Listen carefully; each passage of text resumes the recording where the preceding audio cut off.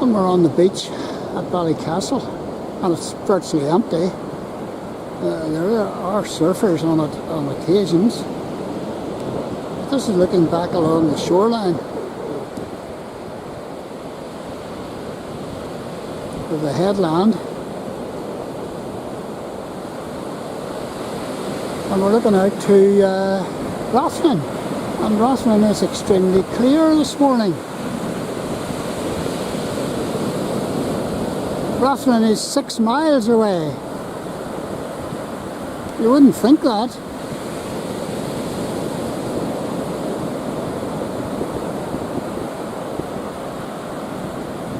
You definitely wouldn't think that. Rathlin is 6 miles long.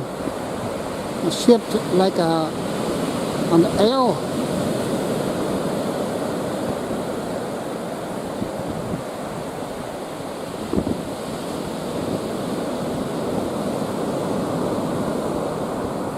And there's one of the lighthouses right at the end.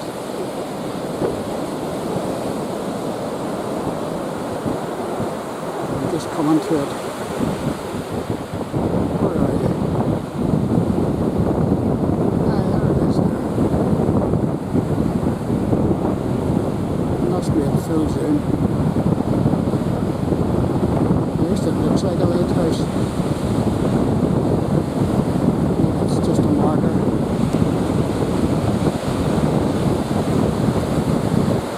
Six miles away. Quite amazing.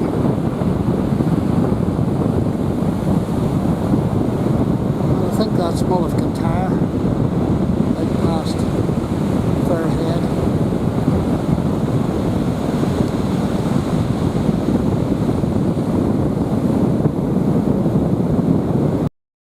We're coming up to the end of Ballycastle Beach, or the end for the time being. There's a guy just coming out here is paddle boarding. And this is Pan's Bridge at the end of the beach here. Don't know why it was called Pan's Bridge. Maybe there'll be a plaque up or an information board.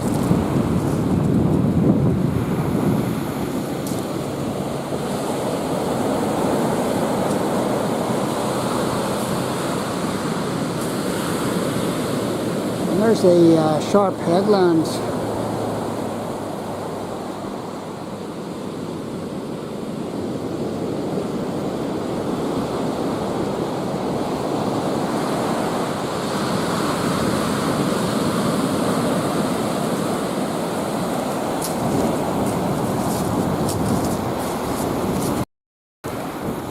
And we're just looking at all the seaweed here. Is this, or could this seaweed be dried and made into dulles? I don't know. Maybe the stuff further out, not along the beach. And it looks as if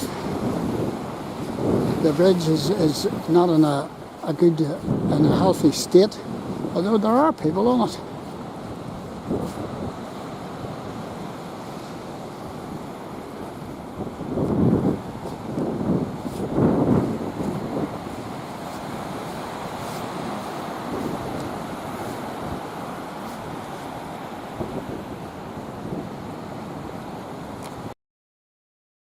And this is us looking across at Pan's Bridge, and it's a wooden bridge on a steel structure, or maybe not a steel structure. And there's Rathlin in behind it.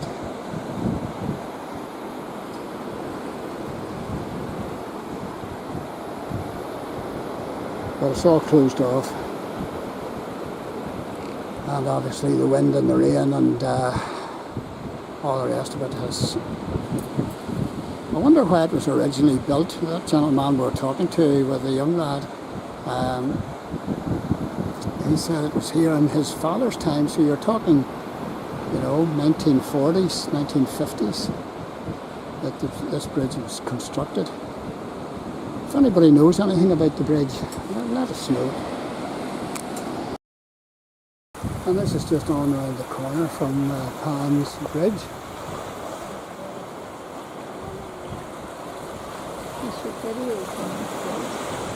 And I'm going to sweep around now. And there's Mull of Kintyre showing nice and clear.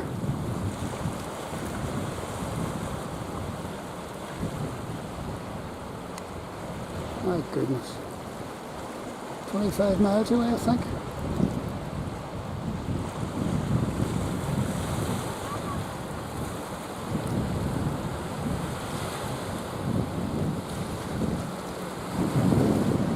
And there's a wee cave here. And there's actually steps down to it. And those steps have been cut deliberately. And there's Pan's Bridge.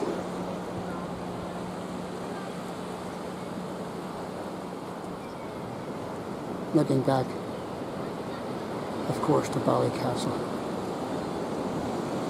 And the guy and his nephew or grandson, I don't know what, nephew, they were fishing for pollock, but they only caught wee ones, so they threw them back.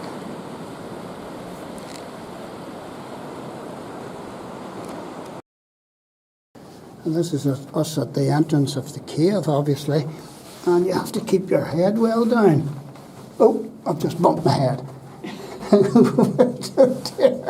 And apparently, according to Tanya, it goes back for about 30 feet.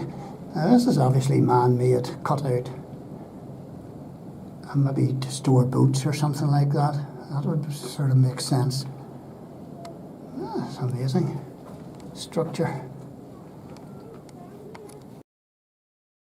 And there's another cave here, and these steps have been deliberately cut here. What was this all about? Could you brought a boat in there? I don't think so. I've no idea. Anybody know anything about this? Because this wasn't done yesterday. This is a long time done.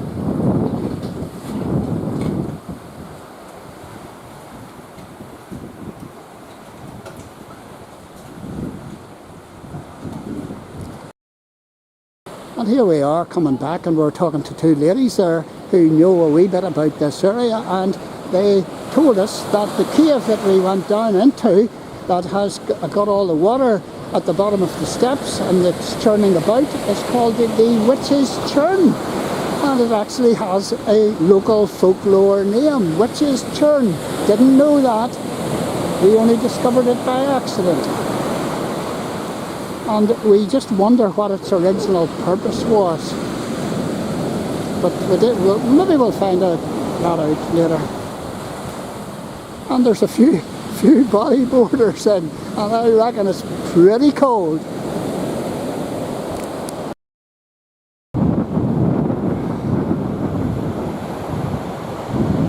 We're talking to that gentleman down there, and he had another name for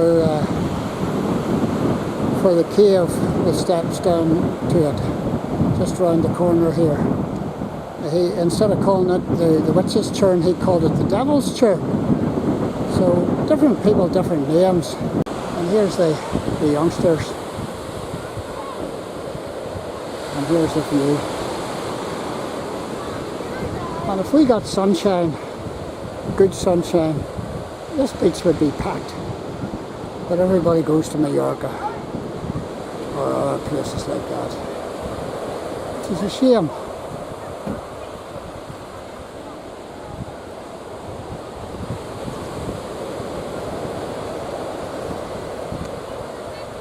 This looks like limestone. And there's a boat coming in there. Just caught that. Is that the same boat I videoed in the harbour, possibly?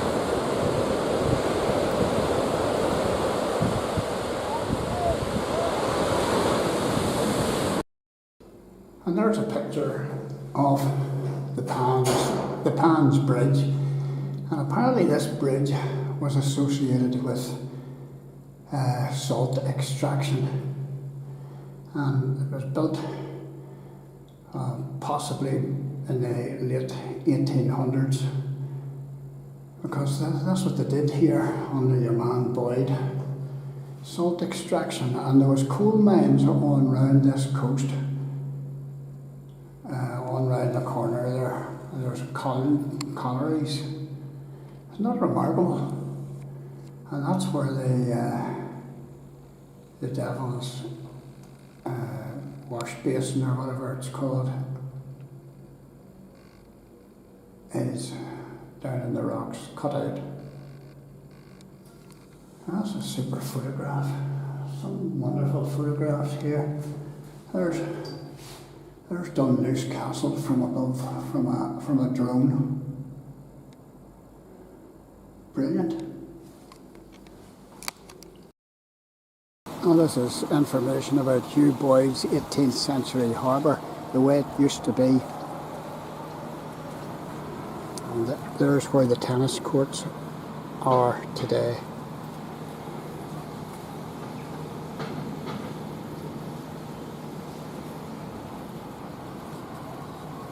All change.